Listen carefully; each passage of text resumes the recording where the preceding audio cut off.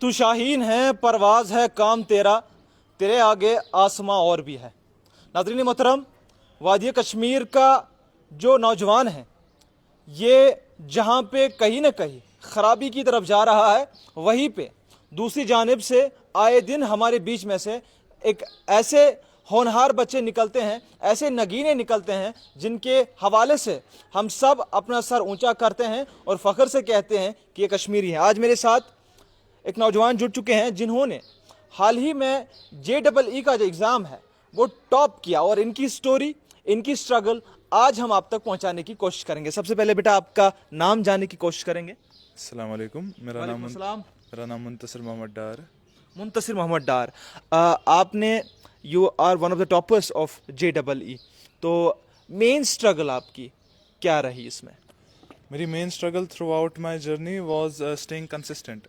The studying was not really the difficult part in my academics. The part of JEE which troubles most people, which is the hardest to do, is to stay confident, is to stay dedicated throughout your journey. I'll say کہ consistent رہنا was the most hard part for me throughout the journey. Consistency کو کیسے manage کیا؟ Consistency کو manage کرنے کا ہر کسی کا پرسنل طریقہ رہتا ہے, but I'll say you should have confidence in yourself and you should not think about it کہ result ہوگا نہیں ہوگا. You should do hard work yourself and you should place your trust and inshallah you will get what you want. اچھا, ایک چیز میں نے notice کی آپ کے ساتھ جب میں بات کر رہا ہوں تو اسپاٹس پڑے ہیں یہاں سے, آپ کی آنکھیں اندر گھسی ہے. Was it because of hard work, آپ رات بھر پڑھتے تھے, یا کیا چیز ہے, یہ وجہ کیا ہوئی؟ ابھی میں نے نوٹس کی ہے. نہیں, دس از ایکچولی جینیٹک. نہیں, rest is also important. Hard work should be at its own place and آپ کی personal life, your health should also, you should not neglect your health for studies. تو یہ اس کی وجہ سے نہیں ہے, اٹ از جسٹ. بہت سارے بچوں کو بولتے ہیں کہ آپ رات بھر پڑھا کرو, 24 گھنٹے پڑھا کرو, ماں باپ فورس کرتے ہیں بچوں کو. آپ کے اس حوالے سے کیا خیالات؟ I'll say that is not a good thing. جو بچہ ہے اس کی جتنی ہیلتھ امپورٹنٹ ہے, اگر آپ لانگ رن میں دیکھو گے آپ اپنی ہیلتھ سیکریفائز کر سکتے ہو for 1 week, for 2 weeks, but in the long run جو آپ کی ہیلتھ ہے وہ آپ کی اوور آل اسٹڈیز کو افیکٹ کرے گی. تو آئی تھنک اگر آپ رات تک پڑھو گے یا you will not sleep, you will سے study all day every day, you need your rest, because جو ریسٹ ہے وہ آپ کو لانگ ٹرم میں زیادہ بینیفٹس دے گا. ایل سے اگر آپ یہ کرو گے تو آپ کو لانگ ٹرم میں الٹا آپ کی اسٹڈیز افیکٹ ہوگی and you won't perform as well as you could have اگر آپ پراپر ریسٹ لیتے ہو, اپنی ہیلتھ کا دھیان رکھتے. وہ کوگنیٹو کیپیسٹی جو ہے وہ ختم ہو جاتی ہے, وہ کم ہو جاتی ہے, رائٹ؟ ایگزیکٹلی. تو آپ سے جاننے کی یہ بھی کوشش کریں گے, چونکہ JEE کے جو ٹاپرس ہوتے ہیں تو ان کے لیے کیا فیوچر کورس رہتا ہے, وہ کس طرح سے سیٹل ہو سکتے ہیں, کیا ان کے کالج ہو سکتے ہیں جہاں پہ وہ ایڈمیشنز لے سکتے ہیں, اور اس کے حوالے سے آپ مطلب کس طرح سے وہ جو ہے اپنا کریئر ٹریجیکٹری جو ہے شیڈول کر سکتے ہیں؟ جو JEE ہے جوائنٹ انٹرنس ایگزامینیشن, یہ انجینئرنگ کالجز کے لیے رہتا ہے. JEE کے 2 فیز ہوتے ہیں, one is JEE means which is a qualification exam, and اس سے آپ بہت ساری NITs جو نیشنل انسٹیٹیوٹس رہتے ہیں فار انجینئرنگ اینڈ IIITs میں جا سکتے ہیں. اینڈ یہ کوالیفیکیشن ایگزام ہوتا ہے JEE ایڈوانس کے لیے. جو JEE ایڈوانس کوالیفائی کرتا ہے وہ انڈیا کے top most engineering colleges such as IITs میں جا سکتا ہے, جو کہ for a person who wants to perceive engineering, computer science, mechanical engineering and many other branches, it is a really good opportunity for them to go into such institutes. That is why millions of people give JEE every year. جی, تو اس میں کتنے لوگ ہوتے ہیں؟ حال آپ نے کہا کہ ملینس, تو اس میں سے پھر کوالیفائی کتنے ہو پاتے ہیں؟ The qualification ratio is very low. I'll say this year I think 1.4 million people, that is 14 lakh, applied for JEE, but I think seats are very less available. Only like 2% of them actually get decent seats.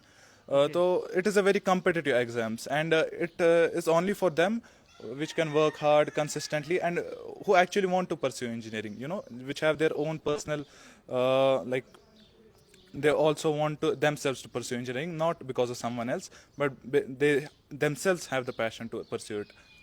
You know, a lot of students commit suicide, especially in Kota. where we, every day we hear news stories where students commit suicide. And it is a very sad fact that the वहाँ के जो coaching centres है, वहाँ की जो hostels है, उन्होंने अपने पंखे वहाँ से निकाले हैं, फैंस वहाँ से निकाले, क्योंकि आए दिन बच्चे जो है सुसाइड करते हैं. इतना ज़्यादा प्रेशर रहता है, चाहे जेई का these are the top exams या नीट का हो, this is another top exam. तो इस हवाले से बहुत ज़्यादा प्रेशर रहता है. तो how do you as a topper see it? I see जो कोटा में like the big institutes and stuff, like parents they think कि अगर अपने students को कोटा में भेजेंगे then they will for sure get like IITs, NITs. But अगर आप statistic की तरफ देखें then even in Kota only like 10% of students actually get into IITs. It is like I'll say they get like एक perception बन जाती है लोगों के mind में कोटा में देखकर, because like institutes in Kota they only show you the toppers, the rankers and all. But if you actually see the statistic, only some of the people get qualified there, like only 10% of the people.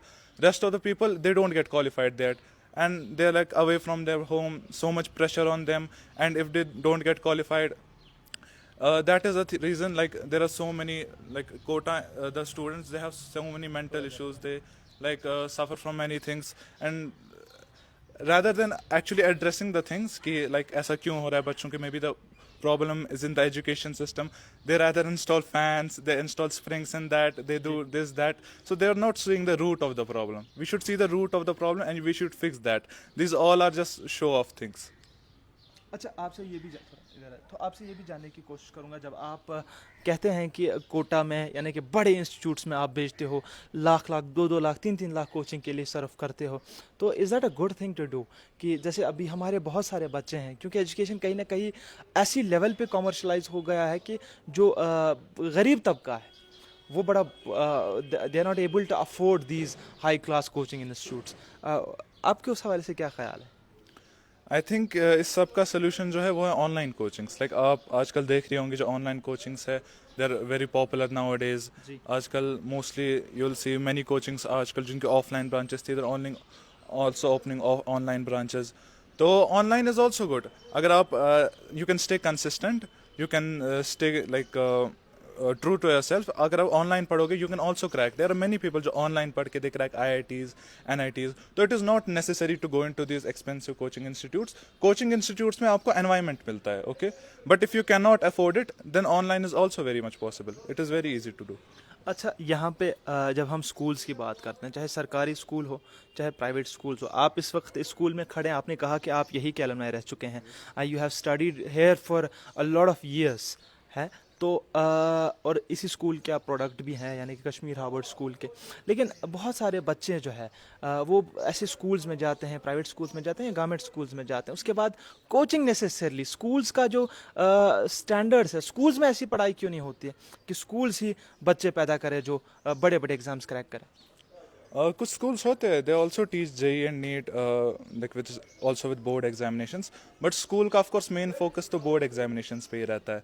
इसलिए जो students है they also join coaching institutes and other they self study for these examinations, because examination का जो syllabus है it is 11th 12th का syllabus but it is a bit advanced, you know. उनको थोड़ा high level पे पढ़ना पड़ता है and there are different types of question जो board के pattern से बिल्कुल अलग रहते हैं. This is the reason कि लोग schools के साथ भी coaching institute join करते हैं, though it's not necessary. इंसान अगर self study करेगा he can also do it. अच्छा, बड़ा आपका माइंड भी ज़हीन है, आप बहुत ज़्यादा ज़हीन है, चूँकि क्वालिफाई भी कर पाए, ज़ाहिर है कि जहानत की वजह से ही कर पाए हैं. लेकिन यहाँ पे आपसे जानने की कोशिश करूँगा, हम कोचिंग सेंटर्स का अलग अलग लोग देखते हैं कि वो बड़े बड़े पोस्टर छपाते हैं कि हमारे बच्चे ये टॉपर है, हमारे बच्चे ये टॉपर है, हमारे बच्चे. आपको लगता है कि इसमें जहानत का कुछ वैल्यू होनी चाहिए कि नहीं बस कोचिंग सेंटर्स ही सब करते हैं? I'll say देखो जो टीचर्स होते हैं I'll said it every time, teachers का काम आपको गाइड करना है, बट जो आपकी एक्चुअल रैंक्स आएगी एग्जामिनेशंस में वो हमेशा आपकी सेल्फ स्टडी से आएगी. बिकॉज कोचिंग इंस्टीट्यूट्स में लाइक स्टूडेंट्स तो बहुत होते हैं but why is the reason कि only some of them qualify? That is the reason क्योंकि you should self study, you should have confident. अगर आप best of the best teacher से भी पढ़ो but as long as you don't self study, you don't work on yourself, so it is difficult to get the ranks ना, because this is an examination which is competitive.